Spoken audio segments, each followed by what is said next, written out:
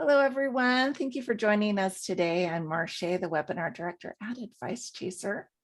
Before we introduce our guest and get started, I do need to do a bit of legal housekeeping. Advice Chaser, the host of this webinar, is not a registered investment advisor. We cannot and do not give financial advice. Today's presentation is for educational purposes only and cannot be considered advice for any person's individual situation. Advice Chaser regularly hosts informative webinars such as this one, featuring a variety of knowledgeable professionals, many of whom are licensed advisors. Any opinions, ideas, jokes, or principles expressed by presenters are their own, and however true, funny, or interesting, are not endorsed by Advice Chaser. Please do not act on the information you hear today without consulting a qualified financial professional. And JR, if you can move to the next slide. We are so excited to bring you this educational presentation today. Just a reminder that you as attendees are muted, but we will encourage you to please ask questions in the chat box. We'll answer those queries after the webinar presentation today during our Q&A period. And if you ask a question in the chat box and we don't have a chance to get to it, please go ahead and leave your phone number as well. We will make sure someone reaches out to you after today's event. We want this experience to be as educational as possible, so please don't hesitate to ask for clarification or expansion of the material. That's what we're here for you today to do. Well, I'd love to introduce you to today's presenter. And JR, go ahead and go to the next slide so everyone can see your smiling face there. JR is a certified financial planning practitioner that utilizes a unique approach and methodology called financial life planning. Life planning connects the dots between our financial realities and the lives we long to live. This method is based on the premise that advisors should first discover a client's most essential goals in life before formulating a financial plan, so a client's finances fully support those goals. As a lifelong learner, musician, and athlete, JR holds a black belt in Brazilian Jiu-Jitsu, trains Muay Thai, and has been playing the guitar for over 30 years. He actively performs and writes music in his band. And JR, I'm ready to turn the time over to you. I'm excited about today's presentation. Me too. Thank you so much. All right. Yes, that is exactly right. The methodology by which, the lens at which I look through the financial planning process is around meaning and purpose. And meaning and purpose and money should, in my mind, be intertwined. And so one of the first steps of the financial planning process, or any plan that we do, is the goal, right? The goal gives us the sort of the where we're trying to get to. And so how does somebody in the world of money and financial planning, how do they discover what somebody's goals are? They simply ask them, right? So it's the process of asking questions, but really well thought out questions that can help an advisor really understand what a person's trying to achieve. So therefore, as you see on the screen, there's some 3 questions I'm going to show you that I ask people to share with me about what they're trying to achieve. And that will give us the why to our financial plan. We talk a lot about our whys, and so a financial plan should align with your why. From there, we're going to discuss in financial planning the need for a game board when utilizing, when putting a plan together. Why would a game board be important? And then we're going to take a look at, of course, a case study for how to put all of this together, right? The questions, my why, and the game board, how we put this together, and how we make this visual on a screen. Okay, so ta-da, the questions. Question number 1, I'm going to read the question, and then I'm going to comment on it, and there's only 3, and then we'll go from there.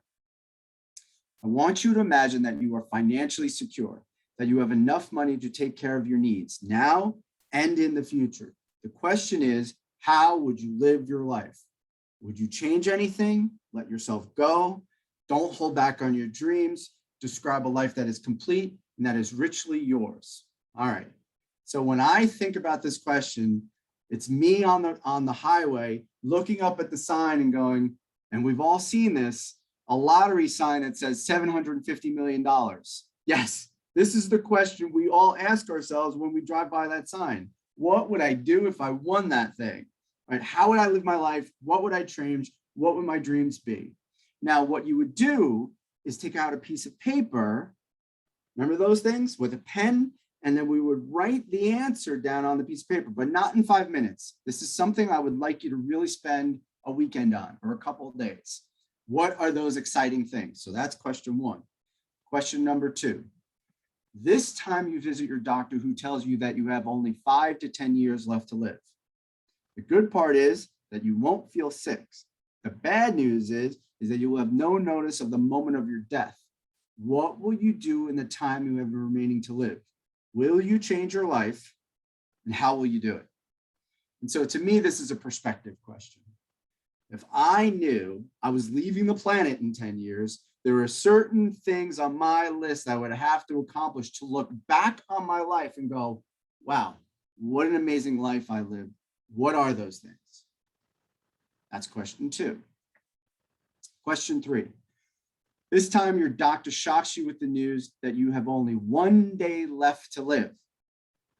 Notice what feelings arise as you confront your very real mortality. Ask yourself, what did I miss? Who did I not get to be? And what did I not get to do? Now, often when I have a discussion with people about this question, they start telling me what they would do in the last 24 hours of their life. No. That's not the question. Well, that's not the way I'm interpreting. When I interpret this question, I say to myself, okay, I'm standing here in a present moment. I've had some really awesome triumphs. And I had some failures too, let's be honest. In this moment, looking out into the future, what haven't I done yet? Who was this person I've always wanted to be? What did I not do?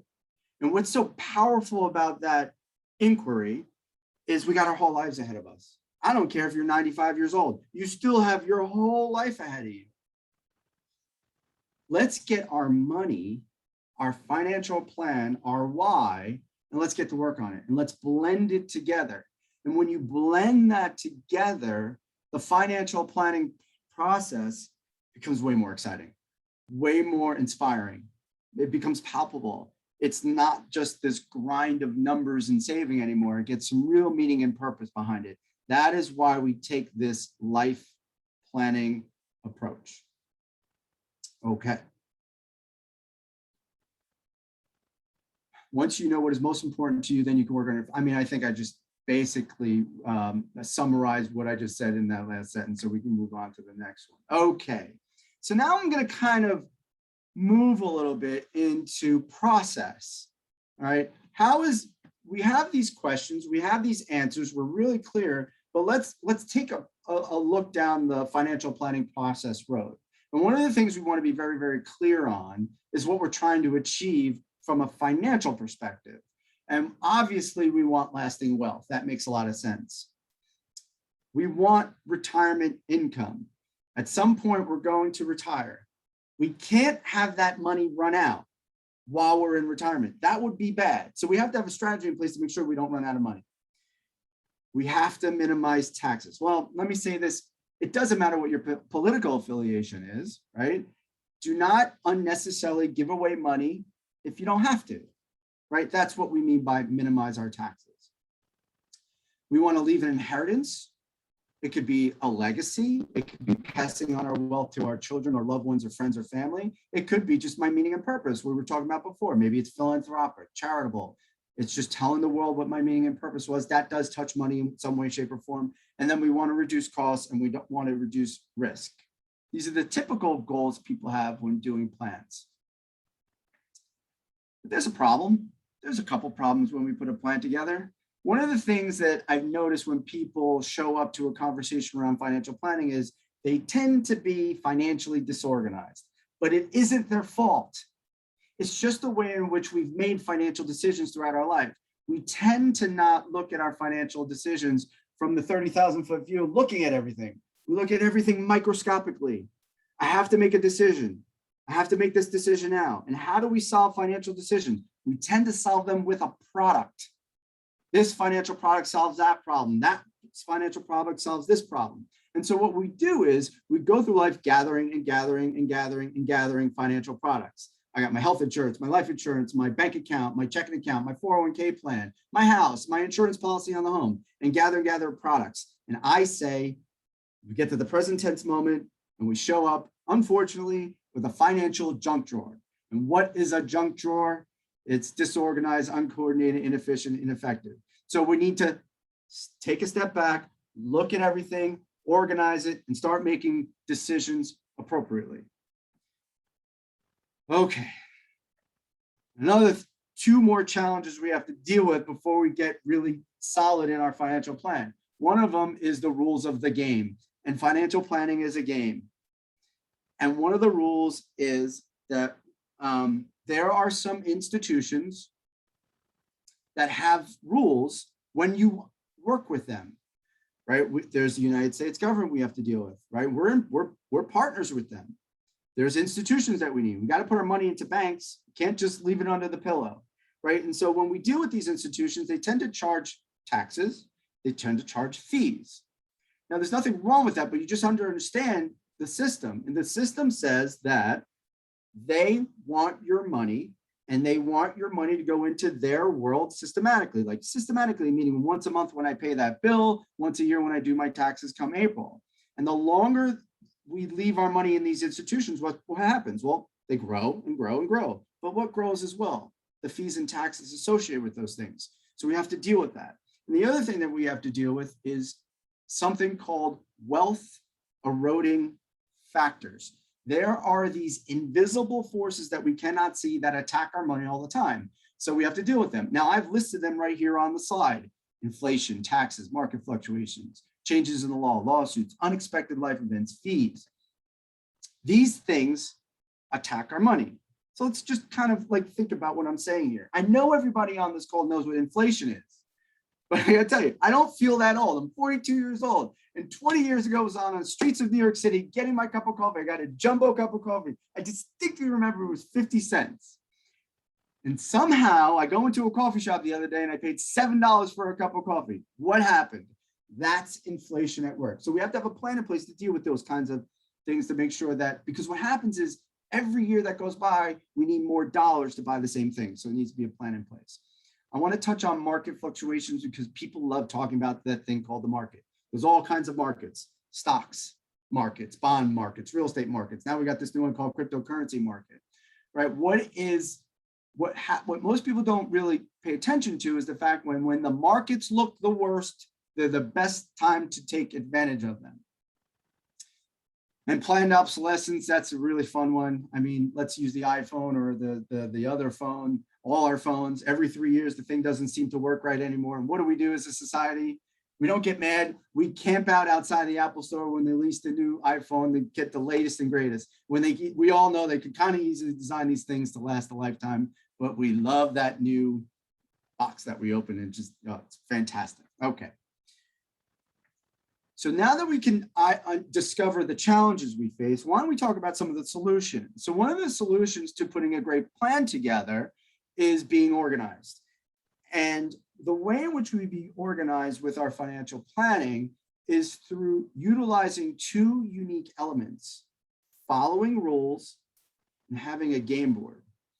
Now, why is this guy telling me I need a game board for my money? Well, let's think about what a game board is. When I say the word game board, most people just immediately go chess, Monopoly, and checkers, and that's correct. And if I remove the game board out of the game, can I still play the game? The answer is not really. Why? What is a game board? A game board is a visual representation of what's going on in front of me. If I can see what's going on in front of me, then I can make the strategic decisions necessary to win the game. It's the same thing with your money. You have to be able to see it in order to make the right decisions. The problem is most people can't see their money. Where does money live in their lives? Well, normally it's in their head. I'm sorry, it's not a good place for anything. Number two, we get some statements in the mail. Tells us numbers on a piece of paper or a computer screen. We get an app on the phone. Oh, there's this new app on the phone. It's going to get me organized. And then finally, the last thing, spreadsheets. I actually do like spreadsheets, but none of those things in and of themselves are robust enough to do the job that I need them to do, right? So we want to create a game board. I'm going to show you an example of that in a second. And of course, with any game that we play, we have to follow very specific rules to be successful. Moving on. Another aspect of financial planning is the concept of bringing on a coach, a teacher. We call them a financial advisor. The word I like to use is a macro manager, not a microscopic manager, a macro, someone that helps you look at it, everything. Now, why is a coach or teacher important in the world of money? Well, let's talk about some truths. One of the truths is you don't need one. Why do we know this to be true? The reason why we know this to be true is because there have been thousands of books that you can download from all the different places you can download books from, thousands of books with great information in them. You can do the work yourself. I promise you, you'll do well, all right? So why does anyone want to bring on a coach or a teacher? The reason is something called peak performance. Now, I like to use the word peak performance in the other things that I do in life. And as they mentioned, I am an athlete and I'm a musician. And in both of those things, in order to achieve peak performance in those, I brought on a coach and I brought on a teacher. Why? What does a coach and a teacher do for peak performance? Number one, they hold you accountable. And I love that. The process is when someone holds you accountable to doing the things you set out to do, there's a high probability that you're going to get it done. That's number one. Number two, a coach and a teacher and advisor, through the process of giving us knowledge and information, helps us avoid making mistakes. And in the world of money, we try to avoid mistake as much as possible. The reason is sometimes when you make a mistake, you lose money. Nobody likes that. The other thing is that you miss out on money. And that's a little sneakier, right? If you think about it, think about how much money we've missed out on in our life thus far. And so the coach, the macro manager, the teacher helps you avoid missing out and making mistakes. Okay. My game board. This is it in front of you. I can take anyone or any family and map out visually every single aspect of a person's life. It's broken down into 5 categories, and it's the 5 different colors that you see. So green on the left is cash flow. How much money do I make? How much do I spend? How do I make that run more efficiently? Some great tools out there for that in the world. Debt. There's good debt in this world. There's bad debt. How do I convert the bad into good, then the good into none? The purple area is protection. These are the products we put in place to protect us from an unforeseen event that we do not see coming. The orange area, this is where we store money. The money does not grow, but it's very safe. And so safety becomes the main feature of these tools and products. As you could see here, checking, savings, CD, money market accounts, you're probably already familiar with. And down here in the blue area, these are our long-term wealth building products. As you can see here at the top, it says bonds. Bonds are safe, typically safe, and they generate income. The next level of risk is stocks. Long periods of time, the stock market does very excellent. And there's some growth advantages there, as well as some the dividends we receive. And down bottom, very powerful group of financial products, collectibles like personal property of significant value, real estate, the home you live in counts, as well as a real estate portfolio to invest in if you want. And then of course your businesses. So this is how we break down visually and start to organize every single aspect of our finances. But this is it, sort of an introduction. So a case study is a great way to see how we can actually turn this into this visual into, oh, how does it relate to me in my personal situation? So I'm going to stop sharing to switch my screen, and then I'll put it right back on in a moment. All right, that's good. And here we go with my case study. Okay. Just give me a nod if you can see my screen again. Perfect. All right, so let's take a look of my game board, but now with some real information. Before it was colors and words, and now all of a sudden we got this data here, we got information. So this is Brad and Edie. These are not real people. I make them up for this presentation. So Brad and Edie are 40-year-olds and they have a child. Remember, the cash flow section was the first one we discussed, how much money they make, how much they're saving. Well, one of the rules in financial planning, just a little nugget of knowledge for everyone, is I prefer everyone, if they can, to save 15%. They are only saving 7%. So there's a reason to have a discussion on how we can get them to increase the amount of money they're saving per month. Next on the list, remember we talked about debt. There's mortgages in this world. There's credit cards. There's student loans. How fast or how slow do we want to pay off these debts over time? What is the most strategic use of my money when paying off a debt? That's a great question to challenge ourselves with. The purple arrow is protection. Everybody knows what medical insurance is, right? Sometimes our companies provide us with disability insurance. I have a house, I got property insurance, vehicle insurance. My company provides me with life insurance. So that's my protection area. These are the products we use to protect us from unforeseen events that we don't see coming. The $11,000 is the amount of money sitting in a checking and savings account right now. The $40,000 is what's in their 401k, and down at the bottom, how much money is in their real estate. Their house is worth $500,000. These grayed out boxes represent that they're missing something, right? They don't have this particular product at this particular time. And these numbers down the middle of the page represent how much money is going into each one of these categories per year. Now, what I really want everyone to take home is the concept, the visual aspect that I can see everything going on one piece of paper, on one computer screen, on this person's financial life. It's all here, everything. And because I can see what's going on as an advisor, I could start giving some advice. The two things I want to do is let's avoid mistakes and let's look at opportunities. So what could be something like that? Well, I see here that there's a child, and what they're missing is a will and trust. And so because I can see it's missing, then I can walk into the conversation and go, hey, here's a reason why someone might or might not want to have a will and trust when they have a child. But because I can see it, it's easy identifiable, and we can go on and give the advice necessary. But the other thing, and the way more fun stuff, is what about the opportunities I have for me, JR? Well, I see money going into this bucket, and I see money going into that bucket. I see money going into that bucket. And so there's a certain outcome that's going to happen with your money over time. Well, is it possible to not put the money there, put the money maybe somewhere else on this visual? What's the outcome of that? And by being able to simulate just different outcomes really helps us answer the question about where I should put my money at the right place at the right time to really maximize my wealth. So that is why we want to get visual. And then what we also want to do, as I switch over to another world here, is I want to make sure I'm on track to achieving my goals. So what are some, yes. I just want to break in here and let our attendees know that, you know, this is a specific product that you use, but there's lots of good ones out there. And so this is the one that works for you and your practice. Oh, thank you. Yes.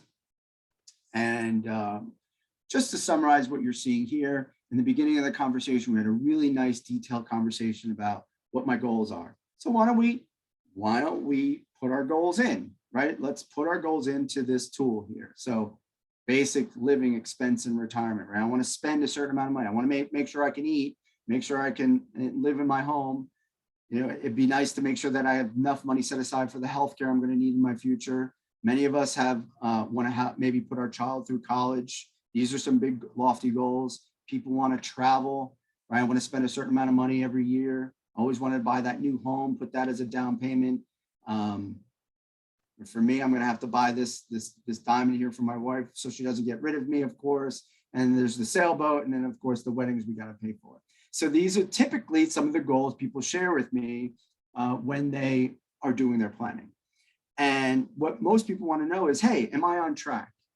Am I on track to achieving all these goals and funding all these goals without running out of money? Well, as it is right now, 19% probability of success.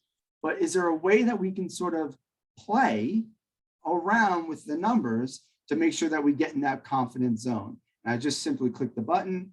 This is happening like live right now on the screen. Like obviously this is not a real person, but the computer doesn't know that. So let's see what the computer comes up with. So okay, computer says to me, I say to the computer, you know what? I really want to do some traveling every year for the rest of my life. And now my probability of success has changed. But through the process of planning, we can go, all right, well, my friend JR here, he taught me how to save a few more bucks. That helps per year. And you know what? I'll work a few more years longer just to get that traveling in. And as we change things and move around numbers and goals and dollar amounts, I can start to see myself get closer and closer to that probability of success. And there we go. I just did it. I'm in that green zone, and we have now achieved those goals. So I want to stop there and take a pause and and summarize. I think to me that what we want to do is first take a really good deep dive of what am I doing this for in the first place, right? What is my meaning and purpose in life? I have certain goals that I want to achieve. And let's make sure that the person whether it's going to be myself or somebody else, is aware of what matters most to me. Because once I know what matters most to me, then I can combine that with my money. And it just makes the financial planning process way more exciting. It makes it way more inspiring. There is, everybody has their own approach. And for me, the approach is very visual in nature. It's very rules-based. And then we want to use tools as best we can to help us really understand, what we're trying to achieve. And there's all kinds out there. There's some great ones that you can get right on your phone and things like that, and apps and all sorts of things.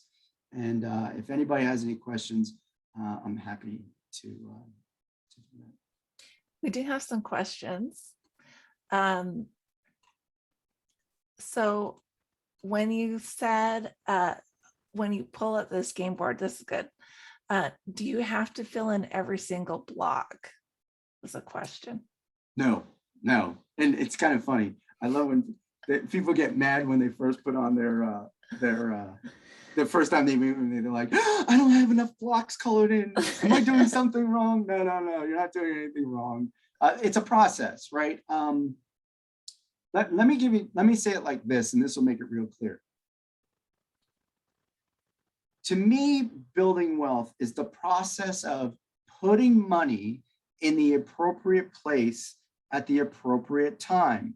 See, there's times where you want to have a lot of real estate. There'll be times where you want to have a lot of stocks. There'll be times when you don't want to have a lot of that, and you're going to want to have a lot of cash. And you're going to want to have a lot of bonds. And so the world is going to provide you with the outside world, the outside environment is going to help dictate where these boxes should be lit up and when. So it's an ever moving process. You're always trying to put money in the right place at the right time for the right reasons. Yeah, that's probably the best way to answer that question. Okay. Can you talk a little bit about how can you determine whether working longer and retiring later will help you achieve your goals as opposed to other strategies? Because that was the one you were playing with in the scenario. Yeah, everybody gets mad at me because I make them work longer in my fake presentation. Yes. So you're talking about here's what I want to comment. The word retirement is a funky word. And retirement started back in I believe it was the 1920s. And it was a time in which we stopped working because physically we had to. And for some of us, that still may be true, but for others, and I would say a large majority of people, the comment I want to make is you want to get to a point, in my opinion, it's just an opinion, of financial freedom. The freedom to choose how your life unfolds, right? And so it's not so much about stop working, right? Because when I stop working, is meaning and purpose still there? And some people rely too much on their career as meaning and purpose. And so maybe I still want to work a little bit, right? Work, but on my rules, not somebody else's rules. And so, yes, I mean, if you look at numbers, if you work until you're 80 years old, of course, your probability of success will be very high because you're never just living off of your money, right? But I think that the longer you just want to be at a point where you have the financial freedom to make the decision how long you want to work. I don't know if I'm answering the question correctly, but it's a tough question. It is. And that's why I said, can you talk a little bit about it? Because it is a conversation. It's a conversation. Yes, yes.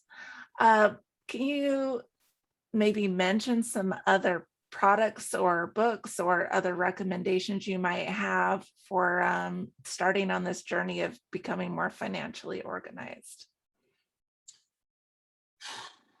Products and books. So why don't we just look at the screen here, right? So what we'll do is this. If I'm in a conversation around cash flow, right? That's the first one. There's plenty of products out there that will literally tell you and categorize every single place. Like for instance, every time I spend money in a restaurant, it tells me I spent money on food. And every time I spend money at Amazon, it tells me it was a general spent from Amazon. So there are these budgeting tools. So those are great.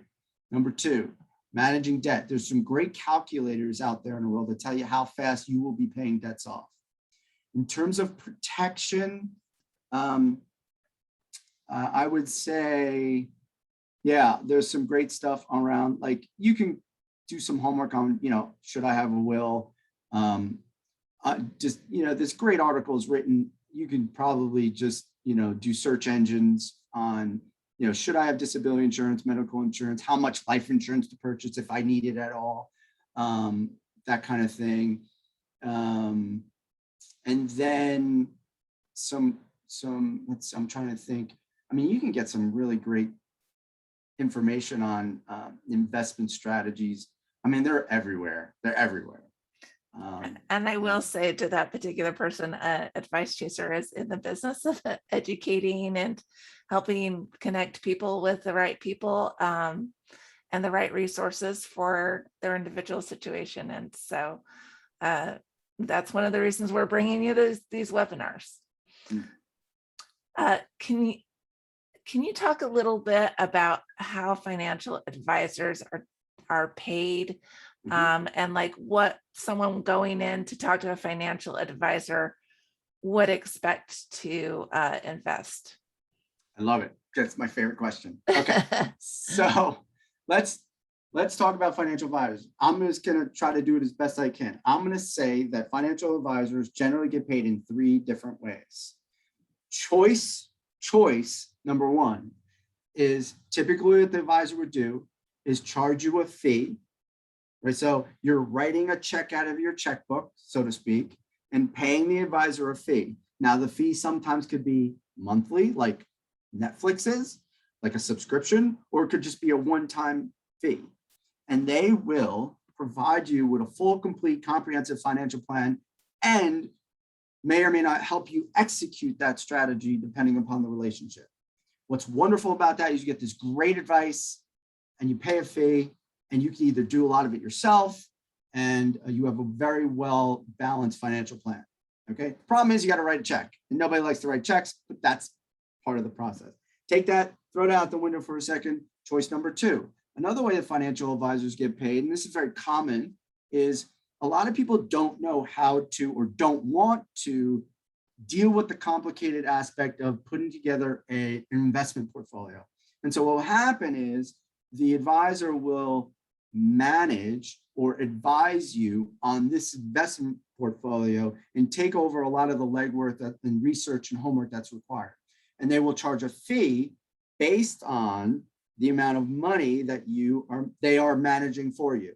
And it's usually a percentage of the amount of money. And you'll hear somewhere around 1 to 2% or less or more, depending upon the situation. And the fee that gets pulled off of the account will go to the advisor and their team and so on and so forth. That's a very common way to do it. So you're not actually running a check out of your checkbook anymore. It's coming from the investment. And typically over a long period of time, these things tend to grow. and people like to see that happen. The third way advisors get paid is through the process of selling financial products to their clients. Okay, and so typically products that get sold are things like insurance products, right? They're products that have to be sold. Now, what's interesting about them is you're actually not writing a check to that particular advisor. You're writing a check to the institution they connect you with, right? So if you have like a, like a life insurance policy, you're not paying the advisor, you're paying them your, 10 or 20 bucks a month for the insurance. And then the insurance company pays the advisor for connecting the two of you. And then along the way, you should be getting good sound advice for them doing that work for you.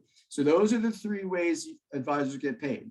And it could be, it could be totally, it could be a blend of those. It could be one or the other. And it just depends. And every planner takes their own approach to doing it. And that was question one. What was question two? Oh, no, I think that was what we wanted to answer. And I will say that most financial planners will meet with you and talk with you over rates and what to expect. I mean, that's just part of the initial conversation when you come in and talk to a financial planner. I did have another question that popped up, and I'm not sure about this. I've never heard of it. Have you heard of the infinite banking concept? Yes, of course. Okay, so can you talk a little bit about that and something about leveraging debt in the infinite banking concept? So I'm not an expert in infinite banking. I know it. I know some aspects of it. Infinite banking is the concept of, so there are financial products and tools where you can put money into them and then borrow against your own money.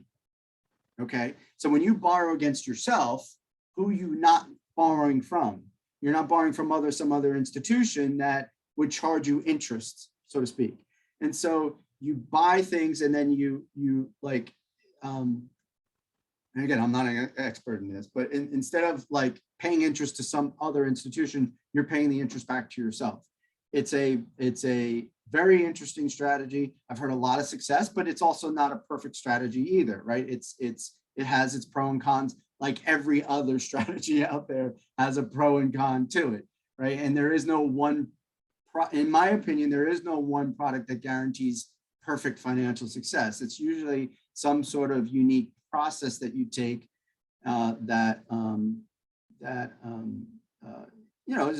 how you become successful. I know infinite banking does a lot with whole life insurance policies of our insurance type products, lending again, using the money inside of those insurance products to lend to themselves to pay off. You could pay off a mortgage with it. You could pay off car loans with it. All kinds of stuff can be done. And so I know the insurance products more than I know the infinite banking strategy, but there are infinite banking strategy experts out there that you would want to reach out to and get more information from. And you want to get a lot of information before you do it, right? Just like anything else, it's not just something you jump into. You want to do your homework on it. Thank you. You had talked about potentially you looked for two things, avoiding making money mistakes and also avoiding missing out on money. Can you talk a little bit about that second piece, like avoiding missing out? Yes. So, okay. So in the presentation, I mentioned something about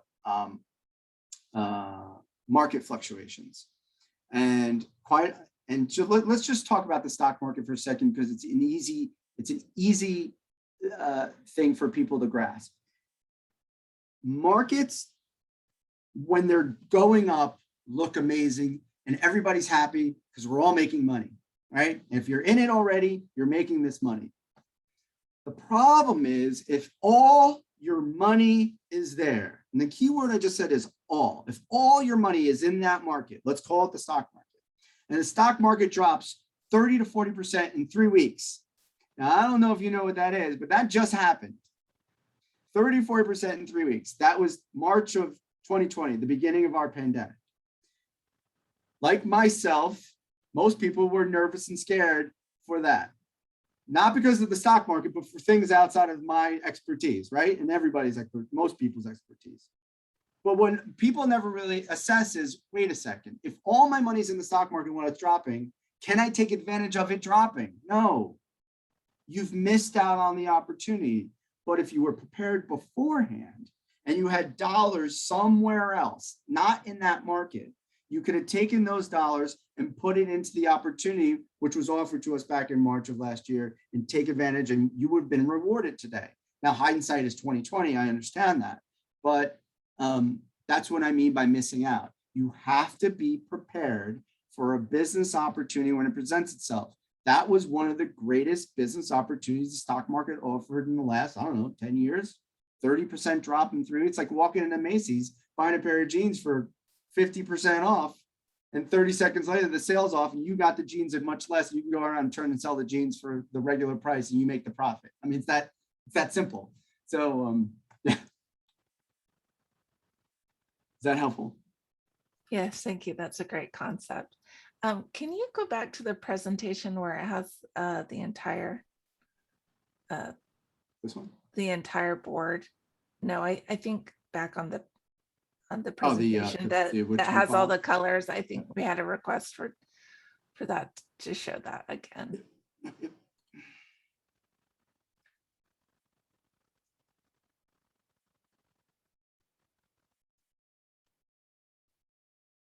Everybody loves the colors. There we go. Thank you. Can you talk a little bit about the savings? I think you glossed over it, but someone had a question about what are the different savings categories? Okay, so let's talk about the word savings and then I'll answer the question. When we say the word savings, we use them interchangeably, and language matters in money. So saving money is the process of setting aside money for wealth building, right? Putting your money into a savings account can be that or not, right? I mean, but you don't have to put your money in a savings account. Okay, so when I go through the process of setting aside money, I have many different places I can put it. One of the places I definitely want to put money is in a type of account that the money is safe. Most people recognize that when they put their money in a checking account, a savings account, they can use CDs that bank offers. You can use money market accounts, United States savings bonds. These products are what we call safe, right? Because if I put my money into it, it's completely unlikely that you're going to lose money putting your money in a checking account. Okay, so we want to have enough money inside of these things for two important reasons: problems, unforeseen events, right? The same thing. So this is this emergency fund concept, the rainy day fund concept. And then we also want money in these things for something that I love talking about, which is, I probably said the word a million times, opportunities. I love the opportunities. So in order to take advantage of opportunities, you have to have the money there available for it. Okay, but then let's talk about the savings, the rainy day fund concept, because people need to know this is important information. If you were to do a search engine search, whatever search engine you want, on how much money do I need in an emergency account, they'll all say the same thing. They'll say have 3 to 6 months worth of your basic living expense in checking and savings accounts.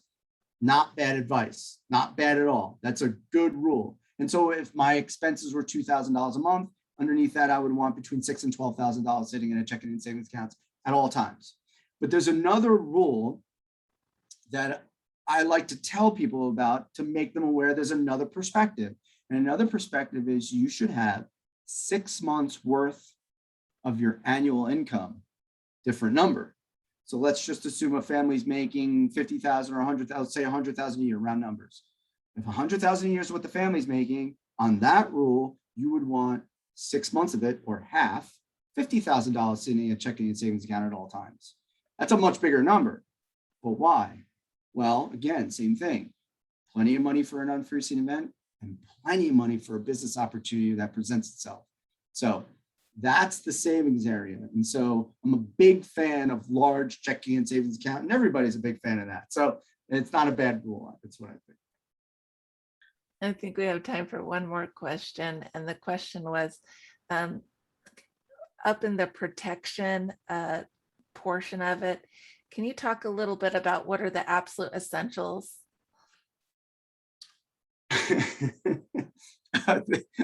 All of them. They're all essential. I mean, okay, I'll just give you a quick analysis. Car insurance and property insurance. Most people think that it protects their house and their car, but there's another thing inside of it called liability. And so we are a country that loves to sue one another. So those things have to be analyzed by a professional property and casualty insurance person to make sure you have the proper liability in case anybody sues you. And the more wealth you build over time, the more at risk you are. So please get that in check. Disability insurance, super important. Most people won't ever have to deal with this, but the person who does better have the proper disability insurance in place, because they send you a paycheck every month until you're 65, 70 years old. And God forbid anything like that ever happened to you, you want to have money sent to you if you ever needed that kind of protection. Medical insurance, same thing. Most people get it through work, or they have to get it on their own if they're self-employed. Not much to talk about that. You just want to make sure you get the right one at work. Sometimes it's all about how often you actually have to go to the doctor. Government plans, this is just Social Security. Most of us are paying into Social Security, so that's already in check. Wills and trusts, this is important stuff, right? I mean, so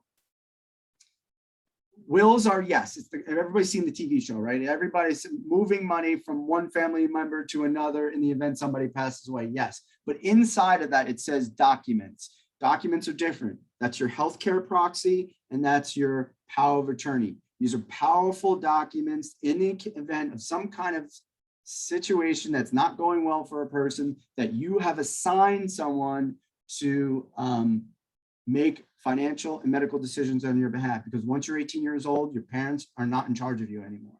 And then trusts are important for both for philanthropic and charitable reasons. And then they're great for passing on wealth to your heirs in a structured, organized way. For instance, like, first of all, kids can't get money, right? Anyone under 18 is not allowed to be handed money. So you want to have a trustee, somebody you trust, to make sure that your wishes with your money are upheld forever, as long as that money is there and as long as that trust is in existence.